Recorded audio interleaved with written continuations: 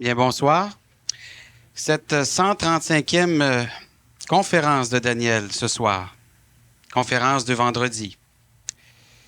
Le personnel du centre vous souhaite une excellente soirée. Pour ceux qui ne me connaissent pas, Daniel Bolduc. Et rappelez-vous tous que soit durant la pause ou après la soirée, vous pouvez obtenir à l'achat du billet de la semaine prochaine de la conférence, c'est le phénomène de l'ennui. Vous obtiendrez une cassette gratuite et cette cassette gratuite, c'est cette conférence, cette première partie de conférence de ce soir. Profitez-en pour réentendre cette conférence, pour vous familiariser, pour ceux qui ne connaissent pas le langage de Daniel, et aussi pour découvrir ou redécouvrir les mots qu'il invente, pour mieux se faire passer son message. Aussi, je vous rappelle que le dernier séminaire PMC de cette année aura lieu cette fin de semaine-ci. C'est votre dernière chance d'inscription. Vous pouvez rencontrer Mario à cet effet au comptoir, tout près du comptoir de cassette. Ce soir, dépasser les limites du besoin. Dans son exposé, Daniel va-t-il nous révéler si lui aussi, il a des besoins? Sans plus tarder, Daniel Camp.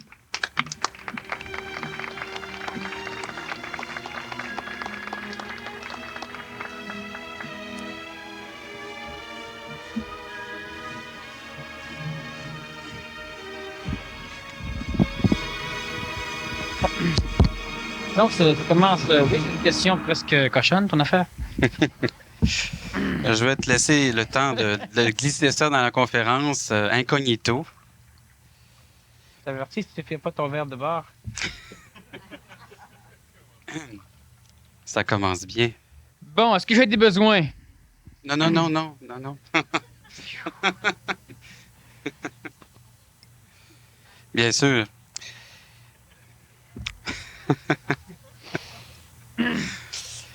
Comment pourrait-on définir ce que veut dire un besoin, d'abord? Bon, premièrement, ce soir, ce qui va être intéressant, surtout en ce qui me concerne, c'est que je vais apprendre. D'ailleurs, j'apprends souvent quand je parle. Je suis une des rares personnes qui me trouve intéressant. Et puis, d'ailleurs, ce que je fais lorsque j'apprends en parlant, c'est quelque chose que vous devriez tous arriver à pouvoir faire.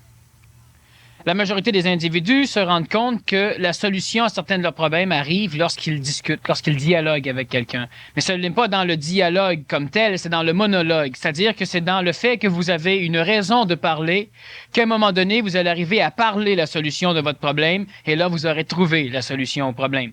C'est donc dans le phénomène de la parole plutôt que dans le phénomène du dialogue. Moi, j'ai l'avantage d'être capable de me considérer suffisamment fou ou suffisamment intelligent pour pouvoir parler tout seul.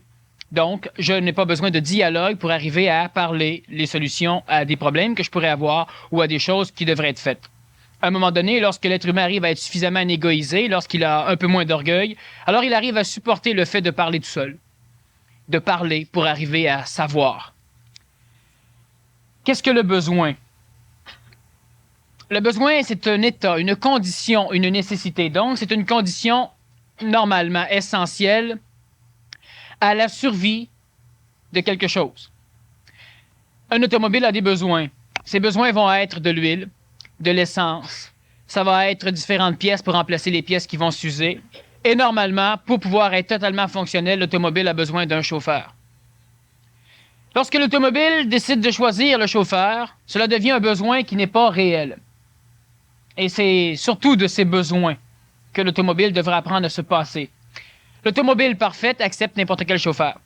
Lorsque l'automobile commence à vouloir décider si tel sexe, tel âge, telle grandeur, telle race, alors automatiquement l'automobile n'est plus parfaite. Elle a l'air, par contre, plus intelligente. En réalité, elle est intellectuante, elle est émotive, elle désire, et automatiquement, elle apprendra à souffrir. Parce que lorsqu'un jour, un chauffeur qui n'est pas désiré par l'automobile viendra prendre place à bord, l'automobile aura des problèmes émotifs, elle souffrira.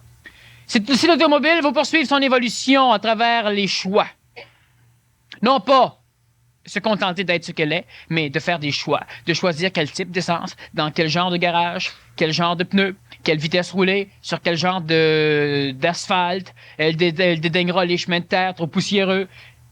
Si à un moment donné, l'automobiliste et la vie, les conditions de réparation routière, la pluie, la neige, les pénuries d'essence, les stations-service sur le chemin font que tous ses désirs ne sont pas toujours assouvis, l'automobile sera malheureuse tout le temps de sa vie d'automobile.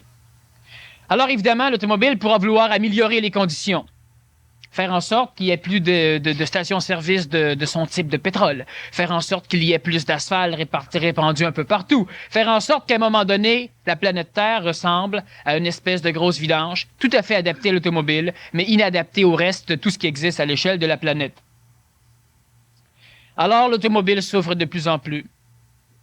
Parce qu'elle va tuer les producteurs d'essence. Elle va tuer ceux qui vont lui fournir le travail pour faire les chemins. Elle va tuer tout ce qui, en fin de compte, la constitue. Alors l'automobile, de plus en plus, meurt, de plus en plus souffre. Et un jour, elle envisage même la possibilité que ses besoins, que ses choix, que ses désirs l'entraînent à un moment donné vers une fin du monde où il n'y aura plus ni de fabricants d'automobiles, ni de conducteurs d'automobiles, ni de lieux où aller en automobile, et ni de pièces pour remplacer ce qui va un jour lui manquer. Telle est la vie de l'automobile. C'est évidemment très proche de la vie de l'humain. Alors, il y a des besoins. Qu'est-ce qu'un besoin? Le besoin est une condition essentielle à la survie. Besoin de l'alimentation. Un jour va naître le besoin du choix dans l'alimentation. Ça pourra être un problème. Besoin du vêtement. Un jour va naître le besoin du choix dans le vêtement. Ça peut être un problème. Besoin de l'habitation. Un jour va naître le choix dans le besoin de l'habitation. Ça peut être un problème. Besoin de le créer, de s'exprimer. Besoin, autrement dit, de prouver, de se prouver que nous sommes là. Et à travers cela, il y aura des choix aussi dans le besoin de s'exprimer. Des conditions où on aimera plus s'exprimer, d'autres où on va se refouler. Et là encore, il y a des risques de problèmes. Et évidemment, il y a toujours le besoin essentiel à l'humain, comme à n'importe quelle race, la procréation. Et lorsque les parents veulent choisir dans le sexe, dans la couleur des cheveux, dans la couleur des yeux, on met encore un choix dans le besoin et on risque encore une fois de retrouver des problèmes. Il y a le besoin fondamental chez l'homme, vu qu'il a le besoin de s'exprimer, il a le besoin d'être quelque chose, quelque part, à un moment donné. À travers cela, l'être humain va encore une fois choisir ce qu'il voudra être, quand et où. D'où, encore une fois, risque de problème. Alors, il y a les besoins fondamentaux qui sont nécessaires à la survie. En cas de guerre, quels seraient vos besoins? À quoi pourriez-vous limiter vos besoins sans vous suicider? C'est la question fondamentale qu'il faut se poser parce que là, autrement que par la théorie, on peut arriver à se définir soi-même quels sont nos réels besoins. Pourriez-vous vous passer de vidéos? Tout le monde va rire, mais certains vont avoir de la difficulté. Pourriez-vous vous passer de musique, de Walkman et tout ça? Pourriez-vous un jour vous passer de cigarettes? Ou si vous seriez obligé de rouler du papier de toilette avec du foin pour le fumer? Pourriez-vous vous passer de toutes les choses que nous avons? Si oui, toutes ces choses sont des besoins facultatifs qui sont créés apparemment pour aider l'homme, pour aider la femme, pour aider l'enfant, mais qui plus souvent qu'autrement nuisent. Donc, il y a un moyen, premièrement, d'arriver à dépasser les limites imposées par le besoin. Il y a des moyens. On va les voir un peu ce soir. Mais, pour comprendre quelles sont les limites à dépasser, il faut premièrement que l'homme arrive à se supporter lui-même. Donc, que l'homme arrive à supporter le fait qu'effectivement, de prime abord, il y a certains besoins qui sont des utilités fondamentales, besoins qui ne devraient jamais être importants, mais bien utiles. Il y a un axiome du PMC qui stipule qu'il n'y a rien d'important, mais qu'il n'y a que des choses utiles. Est-ce que c'est important de manger? Ou bien si c'est utile de manger? Si c'est utile de manger, cela prouve que l'homme est intelligent. comprenant l'utilité mécanique de la nourriture, de la digestion, il mangera. Si c'est important pour l'homme de manger, il risquera de souffrir parce que son importance vient du fait qu'il se sécurise par l'apport de nourriture. N'en comprenant pas l'intelligence mécanique, il en comprend par contre la nécessité gustative psychologique. Alors pour lui, la nourriture deviendra important. C'est important de manger. Pourquoi? Ben parce que ça nous nourrit, parce que ça nous permet de vivre. As-tu peur de mourir? Chaque fois que vous apportez de l'importance à quelque chose, analysez, vous verrez qu'en fin de compte, vous vous foutez royalement de la chose, mais bien plus, vous portez de l'attention, vous mettez de l'énergie dans la sécurité que la chose vous amène. Et ça va automatiquement développer un besoin qui va vous limiter. Un automobile, est-ce utile ou important? C'est utile. Si l'automobile devient importante, vous serez nerveux. Vous aurez peur de vous la faire voler. Vous aurez peur de la faire poquer. Vous ne pourrez pas la prêter à quelqu'un parce qu'elle a de l'importance pour vous. Donc, elle vous sécurise. Vous ne voulez pas qu'on l'abîme, qu'on la touche, qu'on la salisse. Si elle est utile, ça devient un outil. Si c'est un outil, c'est que vous êtes intelligent. Regardez tout ce que vous avez dans votre vie et vérifiez si c'est utile ou si c'est important. Si c'est utile, c'est un outil. Jamais cela ne va vous limiter. Si vous dites oui, mais si je n'ai pas l'outil, je suis limité. D'accord. Mais remarquez une chose, c'est que celui qui attache de l'importance dans l'outil, s'il ne l'a pas, il est aussi limité. Tandis que s'il a l'outil, qu'il attache de l'importance, il est encore limité. Tandis que celui qui voit de l'utilité dans un outil, s'il ne l'a pas, il est limité. S'il l'a, il est libéré. Vous êtes menuisier, vous travaillez sur un chantier de construction, vous avez un marteau extraordinaire que vous avez acheté par la poste. Et puis là, votre marteau vous donne du crédit parce que tout le monde vous admire avec votre marteau. Et puis vous plantez des clous, et puis ça marche. Le marteau a de l'importance pour vous parce que le marteau, psychologiquement, vous donne une classe sociale. Si quelqu'un, à un moment donné, vous vole le marteau, vous allez partir après, vous allez le rattraper, puis vous allez taper dessus avec le marteau. Pas parce qu'il l'a volé, parce qu'il a volé votre marteau. Mais si le marteau devient un outil, alors le marteau, si quelqu'un le vole, vous allez partir après le gars, vous allez l'arrêter, reprendre le marteau. Mais ça va s'arrêter là. Votre marteau est un outil. Votre marteau n'est pas un besoin. La majorité des limitations de l'homme aujourd'hui, ce qui rend son évolution souffrante, ce qui rend son amélioration souffrante, ce qui rend sa vie de relation souffrante, ce qui rend presque tout ce qu'il fait souffrant, c'est qu'à un moment donné ou un autre dans sa vie, il transforme l'utile en chose importante. Automatiquement, il se crée des besoins. C'est utile de travailler. Mais lorsque quelqu'un a besoin de travailler, ne l'immobilisez pas, vous allez le tuer. Cassez-y pas une jambe. Il faut ramener un bureau dans sa chambre. Si c'est un besoin que de se droguer, il n'y a pas d'intelligence. La majorité de tout ce qui est utile chez l'homme ancien, devient important parce que, au lieu de comprendre l'intelligence de l'utilité, il s'attache à l'émotion que cet outil lui apporte. Il s'attache à l'émotion. S'attachant à l'émotion, il sait qu'il souffrira si on le lui ôte. Automatiquement, il en a besoin. Il y a des choses chez l'homme, des choses intéressantes, qui feraient rire plus d'un extraterrestre.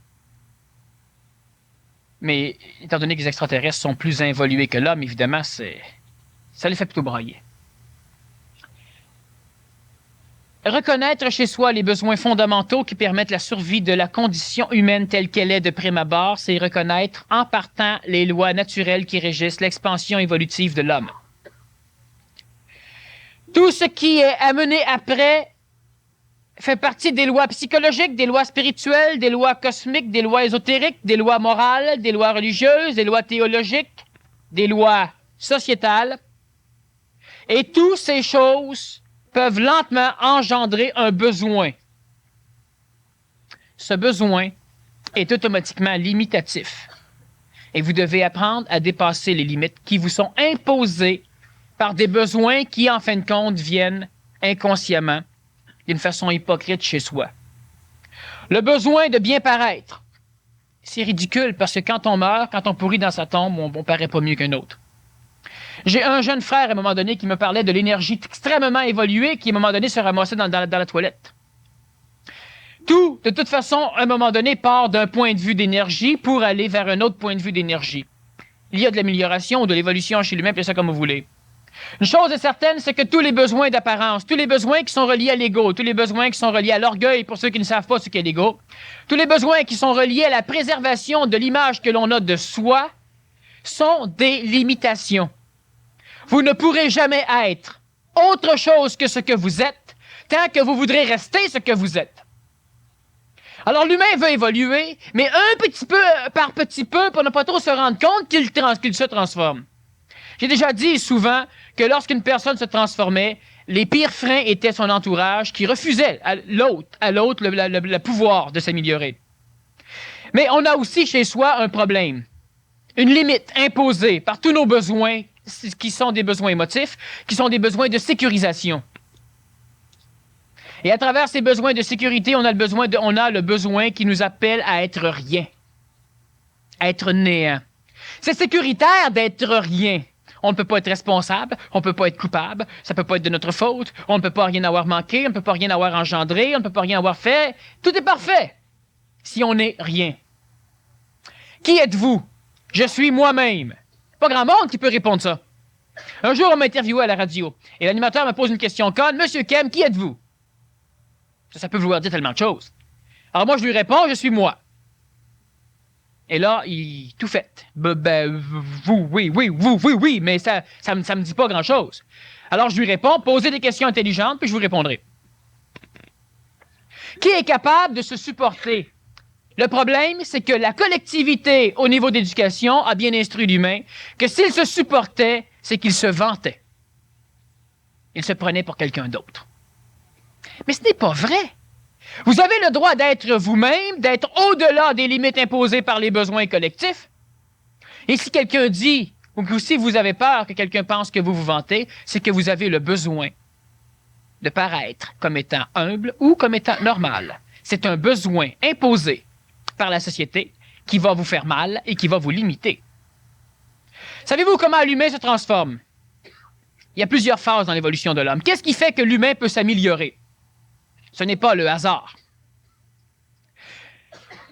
Vous avez sans doute déjà remarqué que vous étiez capable intellectuellement, mentalement ou psychologiquement d'envisager devant vous les probabilités d'une amélioration évolutive chez vous. Je vais m'améliorer, je vais faire ceci, cela, ou encore c'est comme ça que je devrais faire ceci, cela. À un moment donné, on a soudain l'impression dans notre vie qu'on voit clair un peu en avant, qu'on serait capable de s'enligner. Et on se rend compte, quelques semaines après, qu'on ne s'est pas enligné en fin de compte. Souvent, et bien souvent, on a le feeling que là, on tient une solution, on tient quelque chose chez soi, pour nous. Pas clair, mais on tient quelque chose. Et tout d'un coup, puis là non plus. Parce que l'humain a la faculté d'avancer mentalement plus vite que corporellement. Et qu'est-ce qui vous limite le plus dans votre cheminement? Et ce soir, ça serait un des points les plus importants à retenir pour essayer de le comprendre si on ne le comprend pas là. Mais une chose certaine, c'est que la meilleure façon de le comprendre, c'est de le mettre en pratique et de voir. Il y a un problème, il y a toujours ceux qui font tout ou qui font rien. Ceux-là ne peuvent pas évoluer.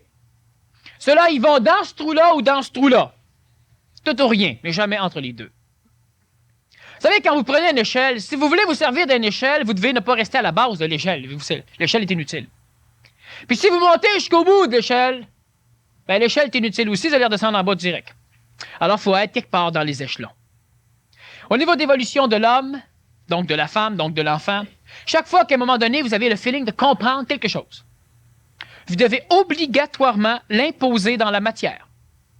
L'imposer dans la matière, ça veut dire le matérialiser. Le matérialiser, ça veut dire de forcer votre ego, de vous forcer, vous, à accepter votre transformation. Ce que normalement l'humain ne veut pas faire parce que l'humain ne peut pas le faire. Premièrement, l'humain est manipulé par sa pensée, par sa conscience collective, par l'astral planétaire, par le ciel. L'humain est manipulé par le monde de la pensée, par le monde de la mémoire, par le monde des désirs, le monde de l'émotion, donc le monde de la mort. Et parce que l'humain est manipulé continuellement, chaque fois qu'il entrevoit de l'intelligence quelque part, il la confronte avec ses mémoires, avec le passé, et dans le passé, ne voyant pas de bribes de cette intelligence nouvelle, alors il oublie l'intelligence. il ne pourra se servir que de la trace de l'intelligence laissée dans sa mémoire par sa réflexion. Mais jamais elle ne pourra appliquer l'intelligence instantanée, pure, sans coloration, ce qu'on appelait anciennement l'esprit pur ou l'esprit saint. L'intelligence spontanée, l'énergie supramentale. Lorsque l'être humain perçoit quelque chose, il se doit de le matérialiser. Je donne un exemple. Vous percevez à un moment donné que vous vous alimentez mal.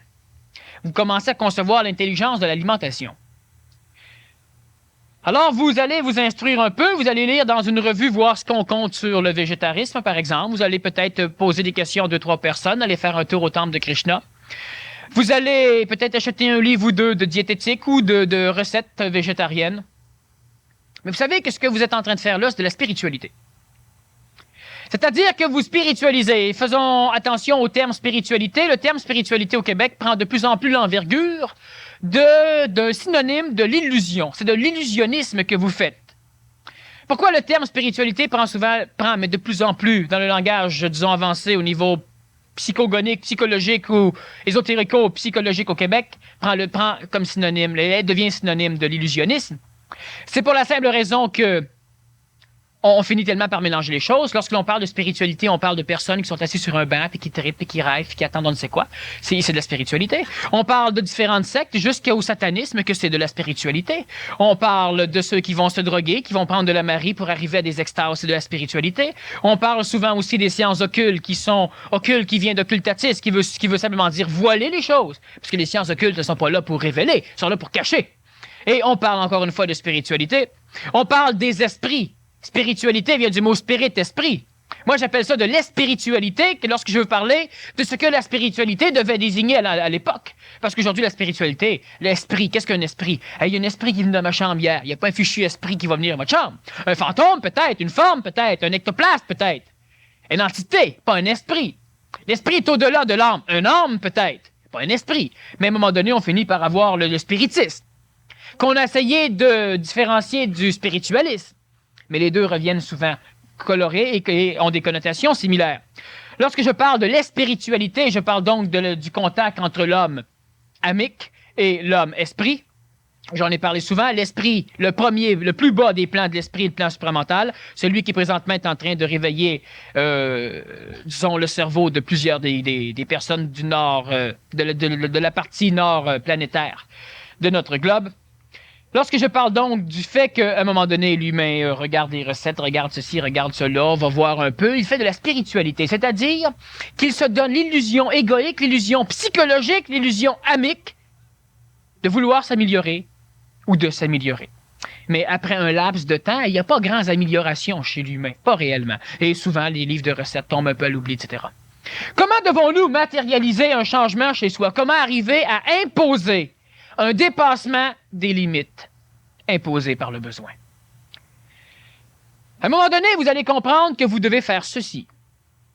Faites-le ou oubliez-le. Mais ne méditez pas là-dessus. Ne vous motivez pas là-dessus. Ne vous positivisez pas là-dessus. Autrement dit, spiritualisez pas le phénomène.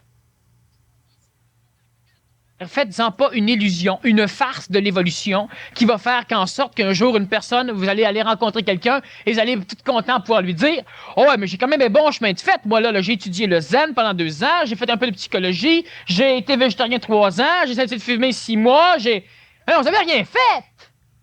Vous avez intellectualisé, vous avez spiritualisé, vous avez tripé, vous avez été pris dans l'illusion de l'évolution, de l'apparence d'évolution. Parce que vous avez plein de connaissances en arrière, vous pensez à être autre chose. Non, l'image a été changée. Parce que chaque fois qu'on attaque l'image, vous sortez vos connaissances, alors donc l'image peut changer. Mais vous n'avez pas changé. Alors, ce qu'il faut comprendre, c'est qu'à un moment donné, vous regardez votre garde-robe et puis vous dites « Sacrebleu, piarc ». Ben, c'est le temps de commencer à acheter des choses. À jeter et à acheter. Maintenant, le problème, c'est que l'humain fait souvent tout ou rien. Alors, il prend tout, il jette tout, puis il s'en va, puis il achète tout, puis il s'endette. Pas comme ça qu'il faut marcher. Degré après degré. Mais une chose certaine, c'est que si l'humain ne saigne pas dans la matière ce qui se passe dans le coco, ça ne se passera jamais nulle part que dans le coco. Alors, il n'y aura jamais de changement. Vous avez un paquet de besoins. Tu veux dire quelque chose? Parfait, tu n'as pas besoin de parler? Moi, j'ai besoin de boire un peu. Donc, vous avez un paquet de besoins. La majorité de ces besoins, de temps en temps, vous finissez par être ce que moi j'appelle écœuré. Mais vous devez un jour arriver à être écœuré d'être écœuré. Lorsque l'humain est écœuré d'être écœuré, il ne peut plus s'illusionner du changement. Merci. Cela veut dire qu'il doit imposer ce changement dans la matière. Imposer le changement dans la matière, ça veut dire quoi? Ça veut dire, certains pourront me dire, oui, mais il y a tel exemple qui prouve que, oui, effectivement, toute mécanicité a des exceptions. Mais à l'exception des exceptions, tout ce qui est instruit dans la matière va normalement réengendrer la même dose d'énergie là-dedans. Ou là-dedans, comme vous voulez. Cela veut dire que vous voulez, par exemple, vous alimenter un peu mieux. Alors, vous devez changer radicalement. Ah, l'humain va dire, oui, mais allons-y mollo, petit morceau à petit morceau, histoire que dans 25 ans d'ici, je me sois changé un peu. Tu sais, virons pas fou. Non, t'es malade, là, virons pas fou. Les médecins ont accepté de pas virer fou, de guérir très lentement. Virons pas fou. Tu as une condition matérielle ou sociale ou financière très basse, la même philosophie va s'appliquer. Virons pas fou. Économisons une pièce de plus par année. On va avoir 50 pièces en 50 ans. Virons pas fou. C'est pas comme ça que ça fonctionne. Dans la matière, on peut prendre des statistiques parce que vous savez que la majorité de ceux qui normalement veulent suivre un cheminement évolutif ou amélioratif sont toujours en train de juger, de critiquer ceux qui vivent un cheminement matérialiste. Sauf que c'est le cheminement matérialiste qui permet à l'humain d'être ce qu'il est. Et c'est bel et bien le cheminement évolutif qui engendre les guerres, les peurs, les craintes et tout cela. Parce que si les communistes n'avaient pas une philosophie communiste telle qu'ils l'ont, une philosophie, pas le phénomène matériel, le phénomène philosophique. Je dirais pas religieux pour pas le faire virer de bord tous ceux qui sont au Kremlin, mais philosophique. Il n'y aura pas de problème. Si on n'aurait pas, si l'islam, si le terrorisme international et tout ceux-là n'auraient pas de philosophie d'évolution spirituelle, il n'y aurait pas de problème non plus. Il y aurait des problèmes eux autres dans la matière, mais il n'y aurait pas de problème à l'échelle planétaire. C'est effectivement les matérialistes, ce ne sont que les matérialistes qui permettent à l'humanité d'être ce qu'elle est et qui permettent à l'humanité d'évoluer. Évidemment, on est chanceux, il y a des matérialismes qui sont spiritualismes, qui sont mentalismes, qui sont évolutifs, amélioratifs. Il y a un paquet de personnes qui sont capables d'être ce que j'appelle aussi des artistes en affaires. Êtes-vous capable d'être des êtres évoluants en affaires? Normalement, on fait une scission entre les deux. Ou tu évolues, ou tu tripes dans la matière. Pas un, pas l'autre. Hein? Alors, au Québec, on a un paquet de personnes qui ont de quoi dire, qui ont des solutions miracles géniales, qui n'ont pas une maudite scène pour pouvoir l'annoncer nulle part, peuvent pas louer une salle d'hôtel, peuvent pas rien faire, ils vivent sur le bien-être ou à peine. C'est compliqué en maudit d'aller dire aux personnes, lâchez pas quand t'attends ton chèque de bien-être. Alors, qu'est-ce qui arrive? Il arrive qu'au Québec, pendant trop longtemps d'ailleurs, on a eu un paquet d'artistes dans le domaine. Ce que j'entends par des artistes, regardons les artistes du Québec, ils font pas d'argent. Ils ont besoin d'un impresario, ils ont besoin d'un homme d'affaires qui n'est pas un artiste. Et là, ça peut marcher, mais il y a une partie de la finance de l'artiste qui s'en va d'un poche de l'autre. C'est correct dans l'actualité d'aujourd'hui. Sauf que vous, est-ce que vous devez de rester des artistes?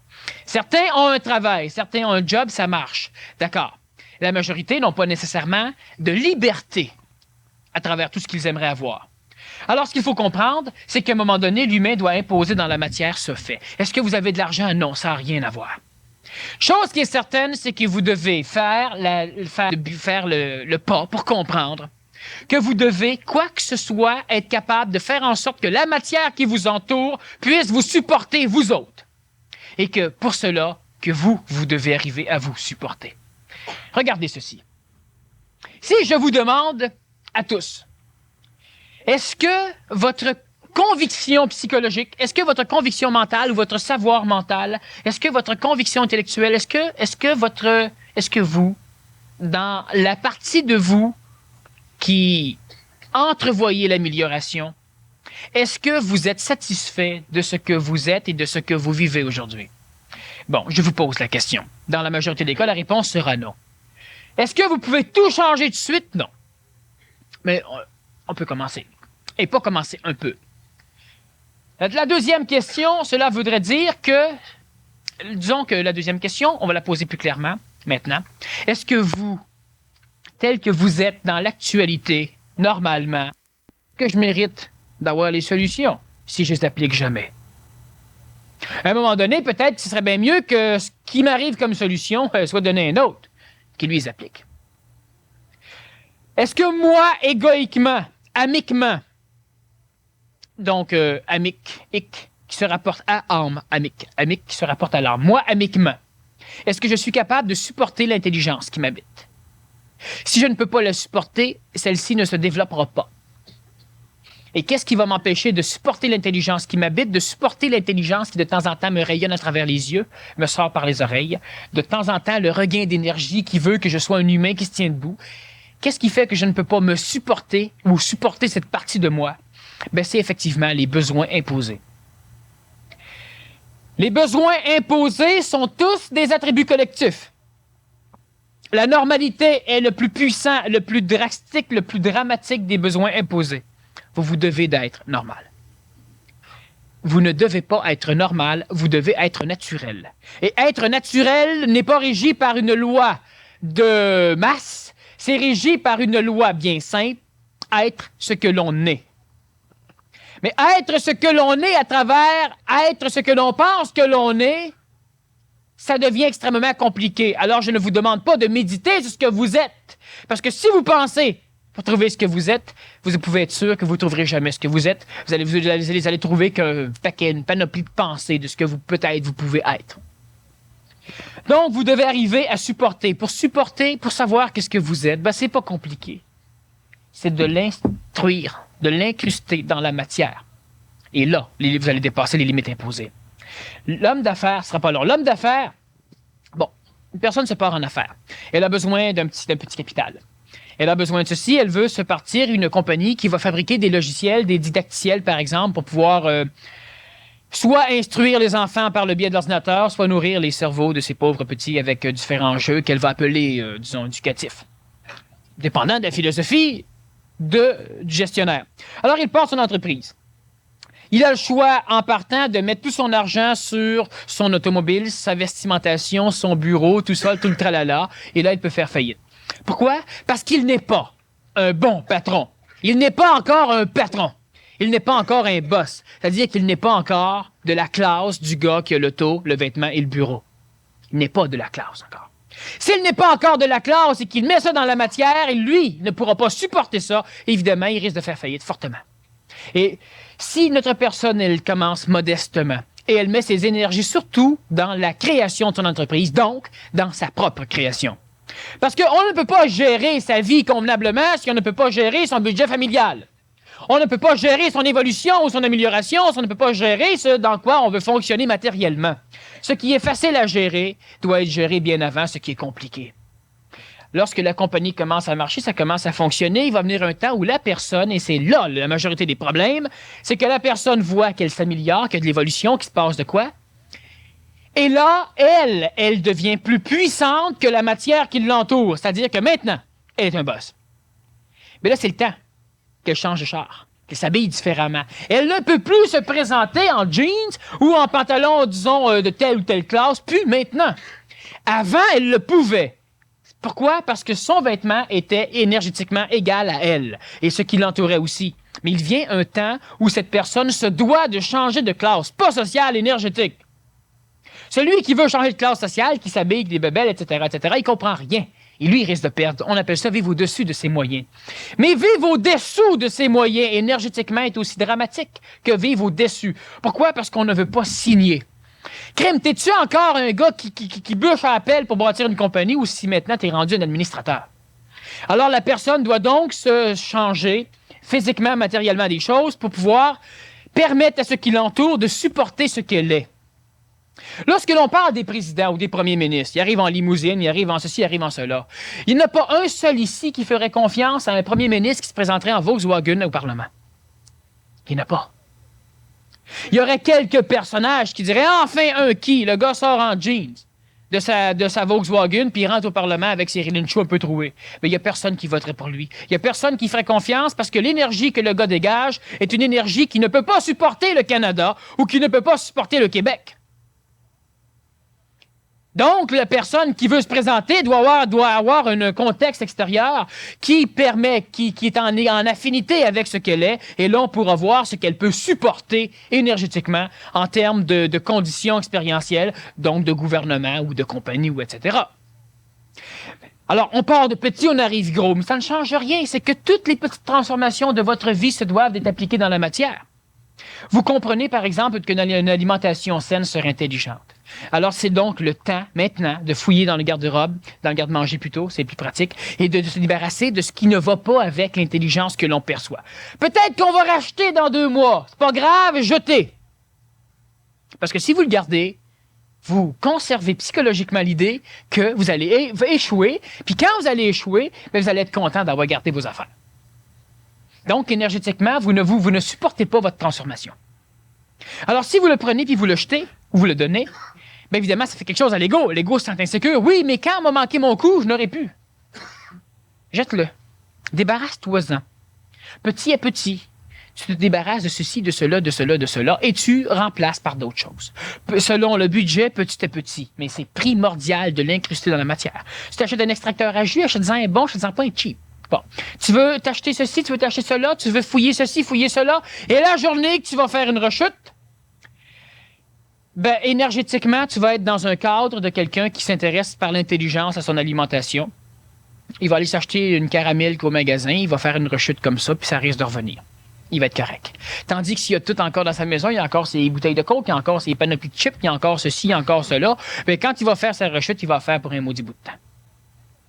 Assez que l'évolution de l'homme se fait plus fréquemment dans une rechute évolutive plutôt que dans une rechute involutive. Autrement dit, il reste stagnant tellement longtemps que quand il évolue, ça, c'est une rechute. Plutôt que s'il évoluerait tout le temps, de temps en temps, il tomberait, c'est une rechute vers le bas. Non, l'humain fait des rechutes vers le haut de temps en temps. Il est beaucoup plus stagnant qu'évolutif. Pourquoi? Parce qu'il ne change pas sa matière. Quand j'aurai tout changé, là, quand je serai moi-même, là, je changerai.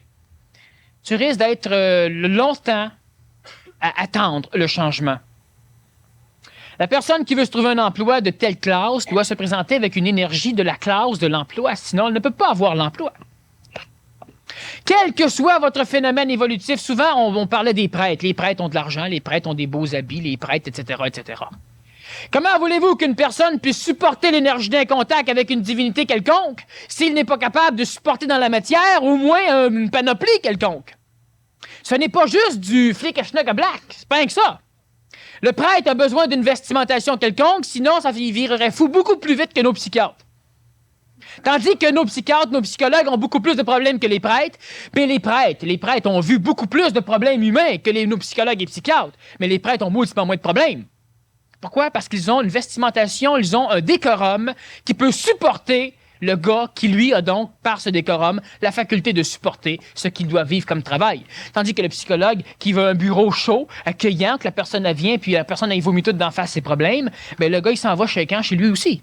Pourquoi? Parce qu'il n'a rien pour absorber ce qui va se passer. Ça, c'est extrêmement important. Et tout le phénomène évolutif énergétique est relié là-dedans. L'humain, souvent, ne voit pas. Mais j'ai connu à un moment donné des Juifs qui étaient relativement pauvres. Vous savez, des Juifs pauvres, ça existe ici aussi. Sauf que ces Juifs ont été empruntés chez des Juifs de l'argent. Ils voulaient se lancer en affaires. Alors, ils ont évidemment étudié comme il faut ce qu'ils voulaient faire, etc. Ils ont rencontré des parrains juifs. Ceux-là ne sont pas fous. C'est pas parce que tu es juif qu'on te prête. Alors, ils ont étudié aussi, ils ont suggéré des choses, ça a presque marché, alors ils ont prêté l'argent. Mais qu'est-ce que les Juifs pauvres ont fait avec l'argent en premier? Ils ont été s'acheter des souliers neufs, des pantalons neufs, un manteau neuf, puis un chapeau neuf. Pas une panoplie, mais un petit peu. Ils ont été au restaurant et ils se sont payés un repas pas de riches, mais pas de pauvres, et ils ont parlé d'affaires. Et un an après, ils pouvaient se payer à leurs propres frais les repas riches, les autos, les ceci, les cela, les cela. Alors, qu'est-ce qu'ils avaient fait, ces fichus-là? Ils n'ont pas fait comme la majorité des Québécois vivent au-dessus. Ils ont décidé simplement que leur projet avait une certaine classe et que si on voulait que ça se fasse, il fallait le signer dans la matière. Alors, en partant, il fallait changer notre linge. On ne va pas s'acheter 15 paires de culottes, une s'il le faut, pour avoir un décorum. Et là, ils ont été au restaurant, un restaurant d'affaires. Ils n'ont pas payé trop cher, mais ils ont payé suffisamment. Et là, ils ont discuté d'affaires. Et là, ils ont parti l'affaire. Et une fois par mois, ils se réunissaient dans un restaurant d'affaires en payant pour pouvoir discuter d'affaires. C'est-à-dire qu'ils ont amené l'énergie d'argent chez eux. Et automatiquement, l'argent est venu. Et ça, c'est une condition sine qua non pour l'avancement amélioratif de n'importe quel humain. Lorsque l'on dit frapper, l'on vous ouvrira. Vous savez qu'on peut ouvrir et dire il n'y a personne, ben non, c'est complet. On peut ouvrir, mais pas vous laisser rentrer. Frappez ou faites les premiers pas. Et le ciel fera le reste. Faites, il faut commencer par faire quelque chose. Alors, le pauvre gars qui est toujours dans son coin puis qui médite sur comment il pourrait faire, mais en fin de compte, qui ne signe jamais rien dans la matière, ne fera jamais rien. Il doit, à un moment donné, se risquer. Et il doit signer. La seule chose qu'il y a, la seule affaire importante, c'est de peser la juste mesure de la signature. Signature, pas en or tout de suite, mais commencer. Quelle que soit l'amélioration, quelles que soient les limitations imposées. Vous vous sentez coupable, il y a des choses, il y a ceci et cela, c'est un besoin imposé par la collectivité. Vous avez peur de manquer, vous voulez absolument avoir ceci, vous souffrez de cela, vous avez besoin d'amour, vous avez besoin de donner de l'amour. Ça vous limite, ça vous fait souffrir, et c'est imposé. Si vous n'avez pas besoin de donner d'amour, on va dire que vous êtes sans cœur. Ben oui, c'est pour vous manipuler. Si on dit que vous n'avez pas besoin d'amour, on va dire, pour qui se prend? Tout le monde a besoin d'amour. Normal. Encore une fois, pour vous récupérer. Vous ne vous sentez pas coupable. Vous devriez avoir honte. Non, j'ai pas honte. Ah ben, si tu devrais avoir honte, de ne pas avoir honte. Qu'est-ce que tu veux faire quand un gars qui n'a pas honte? T'as-tu honte de ce que tu as fait? Non. Automatiquement, on pense que le gars va la refaire tout le temps. Mais non, mais si vous comprenez l'intelligence de quelque chose, vous ne la referez plus, puis c'est pas nécessaire d'avoir honte. Conservez vos énergies pour comprendre plutôt que pour broyer. Ce sont les limites imposées par les besoins. Le besoin qui est facultatif, le besoin rajouté à l'homme. Je vais te laisser poser une question ou deux avant la fin. Effectivement, il y a beaucoup de personnes qui se sentent limitées dans leurs besoins par les besoins que la société nous apporte, tels que par exemple l'éducation, tout le système d'éducation. Les gens disent « Ah, moi, j'ai pas mon université, je peux pas faire telle affaire. » Ou « Moi, j'ai pas ci. » T'arrêtes juste là. Moi, j'ai commencé à étudier au cégep. Au cégep, j'étais en psychologie infantile. En même temps, je travaillais à Sainte-Justine. Pas payé, évidemment, parce que pour faire un travail convenable, souvent, il ne faut pas être payé aujourd'hui, parce que quand tu es payé, ben, à telle heure, il faut que tu finisses, puis il ne faut pas que tu fasses plus que ça, puis il y a ceci, il y a cela, sinon tout le monde a l'impression que tu travailles sur le pied. Après 6 mois, j'ai découvert que la psychologie infantile qu'on enseignait, ben, eux autres, ils ne savaient pas du tout comment c'était bâti un enfant. Hein?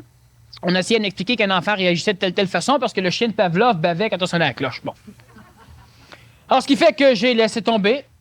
Et j'ai commencé, j'étais en sciences pures, en sciences de santé et en sciences humaines. Mais en fin de compte, j'ai tout laissé tomber ça. Donc, ce qui fait que je n'ai jamais fini aucune étude au cégep. Je n'ai pas évidemment d'études universitaires. Ça ne m'intéresse pas non plus. J'ai pas de diplôme plus qu'il faut. J'ai mon diplôme secondaire 5 qui est la clé dans la société ici. Puis après ça, c'est tout. Ça ne m'a pas empêché de travailler comme assistant-chef de camp au camp de filles. C'est un camp relativement huppé et relativement bien organisé.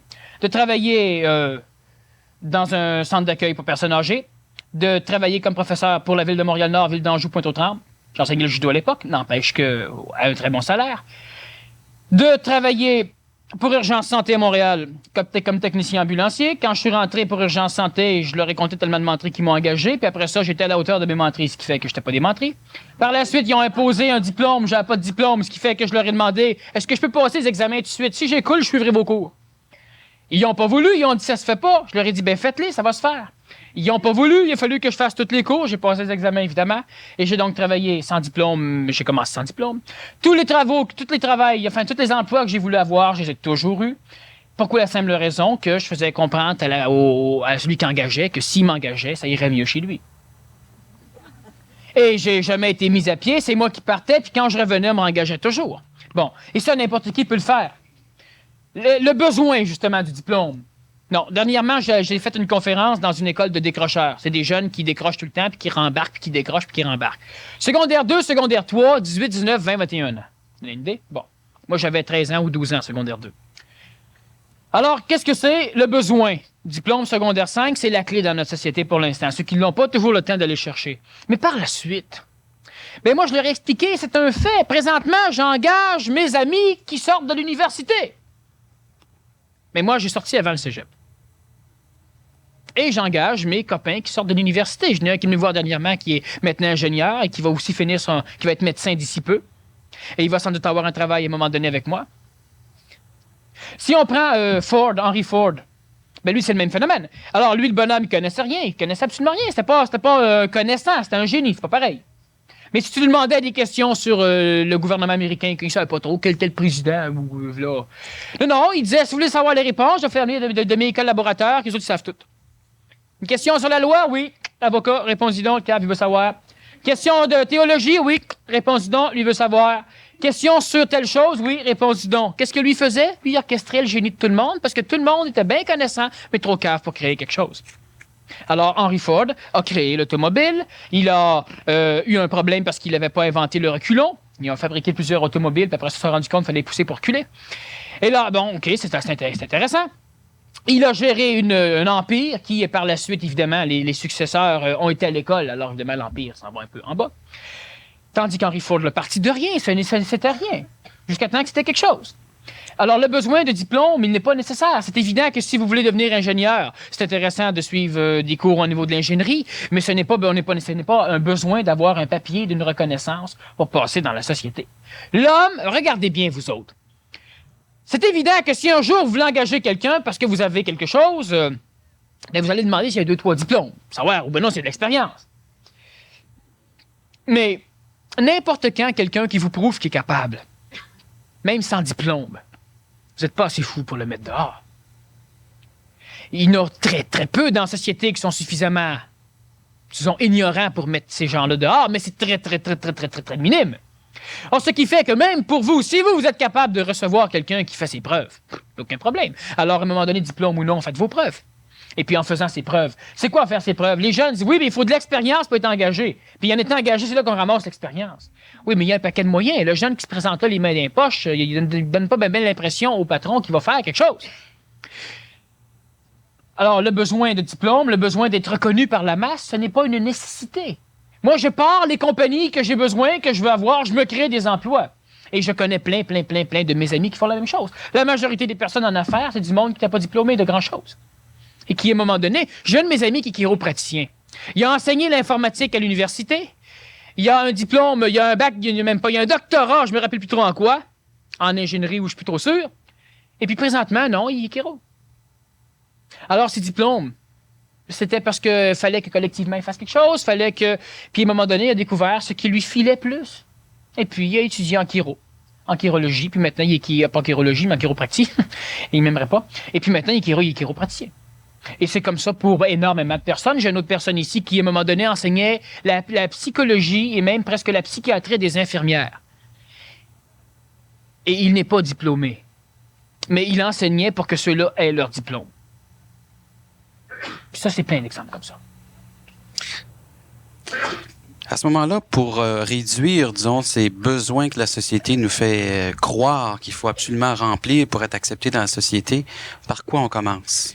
Bon, pour réduire les besoins qui ne sont pas de réels besoins, enfin, qui sont des besoins plutôt au niveau du plan astral, donc du plan émotif, du plan psychologique, la première chose, c'est de s'accepter soi. Alors, est-ce que vous êtes des humains rampants à quatre pattes, toujours en train de supplier soit le bien-être ou soit Dieu? Ou si vous êtes des humains qui êtes capables de temps en temps d'avoir l'énergie nécessaire pour vous lever debout puis de vouloir dire « Je veux éclater, je veux percer, je veux monter. » Si on veut monter, si on veut éclater, je ne parle pas juste au niveau du monde des affaires, je parle carrément au niveau de vous-même.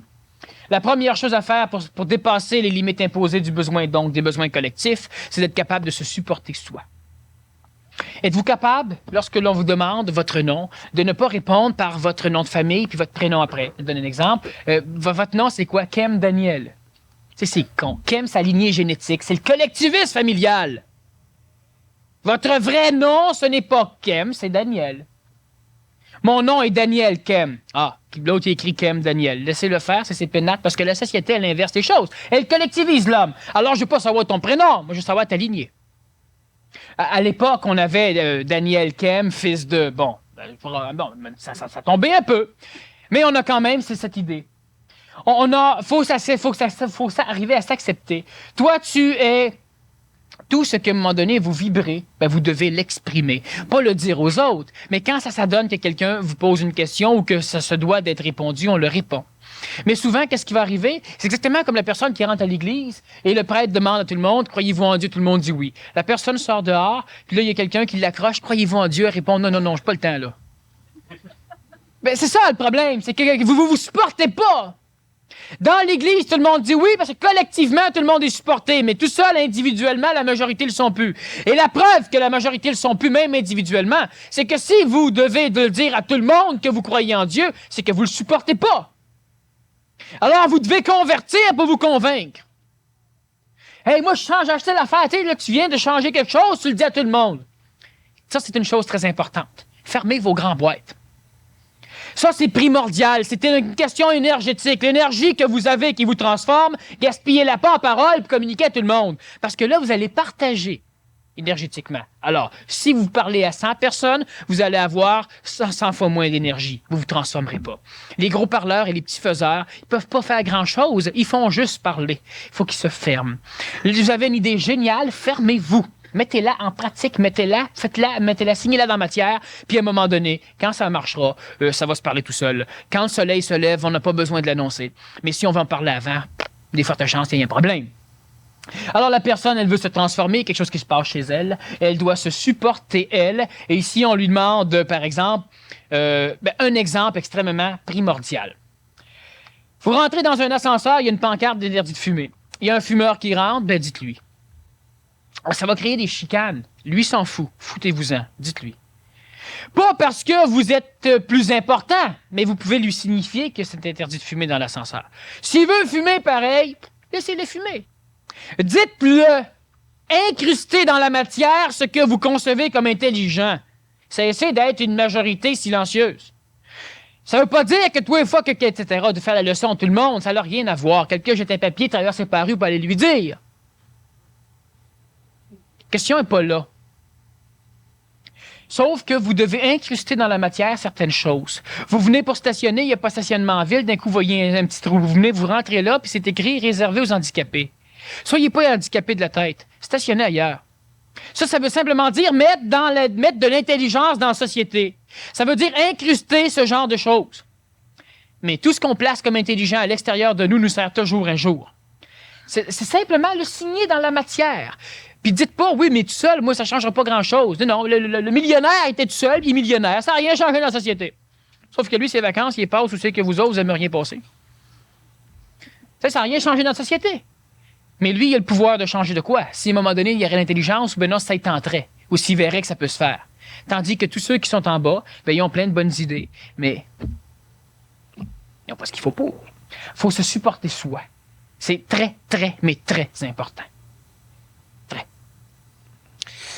Dans les besoins évolutifs, involutifs, comment fait-on le discernement? Bon, qu'est-ce qu'un besoin évolutif? Qu'est-ce qu'un besoin involutif? Alors, on va déjà briser la forme du mot besoin. Il n'y a pas de besoin évolutif, par contre, il n'y a que des besoins involutifs. Il y a des outils. Et l'outil, lorsque l'on s'en sert quand c'est le temps, est toujours amélioratif, donc évolutif. Il sert l'homme. Lorsqu'on a fini de planter nos clous avec le marteau, puis qu'il reste maintenant des vis à visser, puis qu'on veut quand même les visser avec le marteau, l'outil devient involutif, c'est-à-dire que là, mais mon marteau, tu as besoin de ton marteau, c'est automatiquement involutif. Tu vas scraper tes vis, tu vas scraper ton bois, ça tiendra pas autant, tu vas défaire les filets dans le bois, ça peut pas fonctionner. Ton marteau, c'est un outil. Accroche-le, prends le tournevis. Oui, mais j'aime mieux la religion marteau. Prends le tournevis, c'est mieux pour l'instant. OK? Non, mais tu sais, c'est un fait. Oui, mais c'est à cause que la philosophie, ma théorie disait que place ton marteau là. Il sera toujours utile, mais pour l'instant, tu as besoin d'un tournevis. Tu pries, tu vas à l'église, tu médites, puis d'un coup, ben là, ton fils vient te voir, puis il veut rentrer à l'université, puis ça prend tant d'argent, puis tu allais justement faire un don à l'église avec ton argent. Tu fais quoi? Ah, je vais le donner à Dieu. Dieu va nous le remettre au centuple. Peut-être, mais ton fils, c'est le gouvernement qui va y remettre au centuple s'il m'a donné sur le bien-être. Bon. Il y a tellement... Une prothèse dentaire pour ta fille. Elle a des dents qui sont légèrement prédominantes, ce qui fait qu'avec une prothèse dentaire, disons, un appareil dentaire, pour lui replacer, mais ça coûte les yeux de la tête. Ben, tu as le choix entre tes pneus d'hiver, ta télévision, ta secte ou son appareil dentaire. Ben, tu fais quoi? Ben, c'est le temps, là, peut-être, d'accrocher certaines choses pour pouvoir incruster dans la matière quelque chose. Aider tous les humains en donnant au Bangladesh ou donner un appareil dentaire à sa fille, ben donne un appareil dentaire à ta fille. Oui, mais au Bangladesh, ils n'ont pas, eux autres. Non, mais ils n'ont pas besoin parce qu'ils n'ont pas de miroir non plus, ils se voient la face. Bon. Ils n'en souffrent pas. Non, mais c'est un fait. Mais on fonctionne toujours d'une façon originale. Bon. Parce que, encore une fois, on voyait des annonces où de toute façon, si on voit pas quelqu'un qui est tout martyrisé du Bangladesh, on donne pas. Hein? Si on se sent pogné là, on donne, sinon on donne pas. Alors, tant qu'à donner parce qu'on est manipulé, autant pas le donner. C'est le temps d'accrocher le marteau, de prendre le tournevis, de visser. Puis à un moment donné, on va se dire, tiens, plus besoin du tournevis. Mon bon vieux marteau, voilà, qu'est-ce qu'il y a de l'air? S'il est tout rouillé puis tout pourri, c'est que le marteau n'était pas bien bon. Et c'est encore étincelant. Il va encore servir quand on en aura besoin. Puis à un moment donné, on va encore le déposer. C'est l'homme. Sachez une chose, c'est que l'homme n'a pas été fait pour servir. C'est un besoin de servir, un besoin imposé par l'archétype cosmique qui venait planter l'homme sur le plan planétaire pour obliger l'humain à rester figé dans la matière, ce que j'appelle, moi, terrestrifié, pas dire terrorisé. L'humain est resté planté dans la matière et l'humain a toujours été un larve, un ver, un médiocre, un être qui doit servir.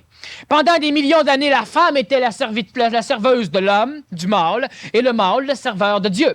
Jusqu'au jour où l'intelligence de l'homme a créé la Vestale. C'est quoi la Vestale? C'est la servante de Dieu.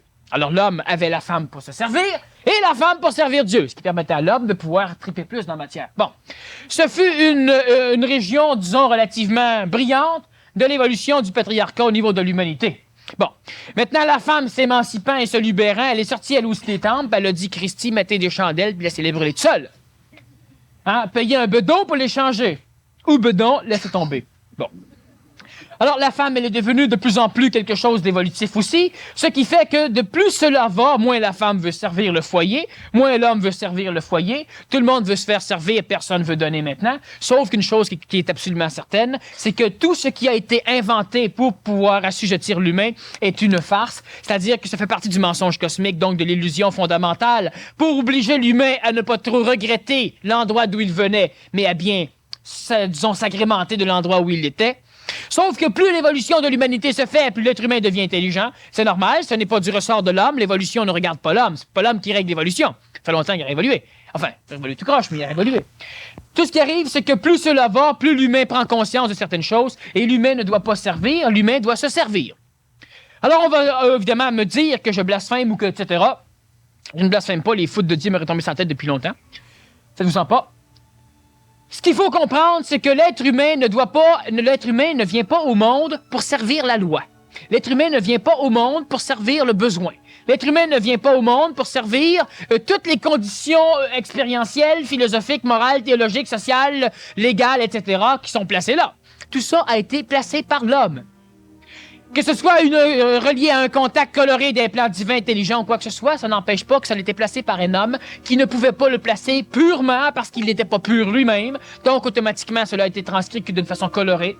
Et l'humain ne vient pas au monde pour servir ces choses. Il doit se servir des outils. Alors, quelle que soit la religion, quelle que soit la morale, la philosophie, l'intellect, le concept, la théorie, la spéculation, une chose est certaine, c'est cela, toutes ces choses sont des attraits, des carottes. Ça ne doit jamais devenir un besoin. Tu ne peux pas, tu peux, quand tu peux, tu le fais, quand tu ne peux pas, tu ne le fais pas. Mais tu n'essayes pas, c'est une connerie. Alors, l'être humain, il est là, et lorsqu'un besoin vient se placer devant lui, il n'est pas là pour le servir. Donc, il ne doit pas être asservi par le besoin. C'est extrêmement important de bien comprendre cette chose. La majorité des humains veulent bien paraître. Bien paraître devant les autres, bien paraître devant Dieu, pour aller au ciel. Mais c'est quoi? C'est pas de l'hypocrisie égoïste. Tu fais bien ici pour avoir un cadeau. Mais non. Dieu ne pognera pas là-dedans.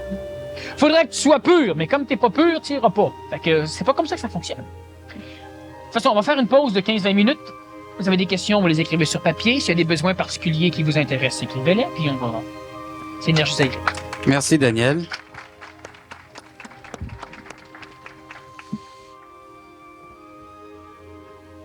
Je vous rappelle qu'à l'achat du billet de la semaine prochaine, la conférence de Daniel qui s'intitule « Le phénomène de l'ennui », vous recevrez cette première partie gratuitement. Merci.